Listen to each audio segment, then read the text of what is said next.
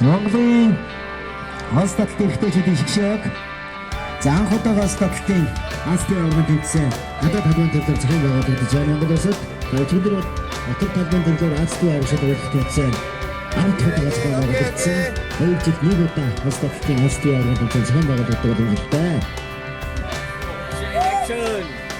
Займ дөрөвний дэлхийн оршид уралдах төвцөө Шотландд болоход шилдэг 8 чадвартайсан Монголын хос татлын ихтэйчүүдийн шгшөөг гадаад талбайн дээр 2006-2008 оны Астын оршид уралдах төвцөөний хөл медаль 2010 оны Астын хос татлын ихтэйчүүдийн клубын оршид уралдах төвцөөний хөл медаль 2014 оны хос татлын гадаад талбайн төвцөөний хөл медаль Монголын хос татлын ихтэйчүүдийн шгшөөг Escalera!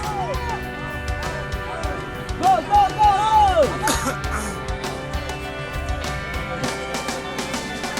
За Малайзийн өчигдөр 2014 оны Астын оршид уралдах хос татлын 10 удаагийн төвцөөний хөл медаль хүтсэн. Астын оршид төвцөөний мөнгө хөл медаль өчигдөрхөн хүртсэн 2 баг гадаад талбайн төрөлд анхны гадаад талбайн Астын оршид уралдах хос татлын төвцөөнд хоорондоо таасан үчиглэж ирж байна. За хэдэн Хонконг хэдэн Макао дараа нь гарсан. Түүний дараа Улаан дахь Солонгос улсын эмэгтэй, Монголын эмэгтэй бэлэн байгаарай. Гарамгаар. Mongolian and Korean ladies team double deck please. За Монгол улсад 2002 онд Монголын улс татлын хөлбөмбөг хийсэн байгуулагдсанаар энэ спортын төрөл Монголд анхаад байсан. Дөрөв Шотланд улсын улс татлын дэлхийн оршид уралдах тэмцээнд Монголын ихтэйчүүдийн баг шилдэг 8 чадварч байсан.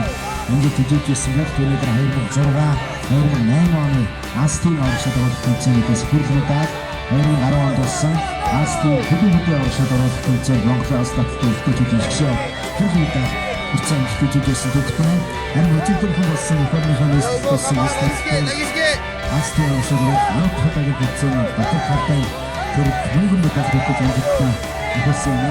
Өнөөдөр Астын оршид уралдах тэмцээн 2 өдөр үргэлжлэж байна.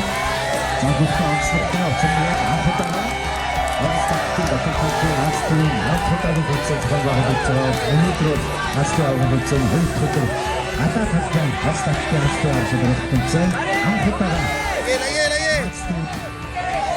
Монгол улсад зохион байгуулагдаж байгаа.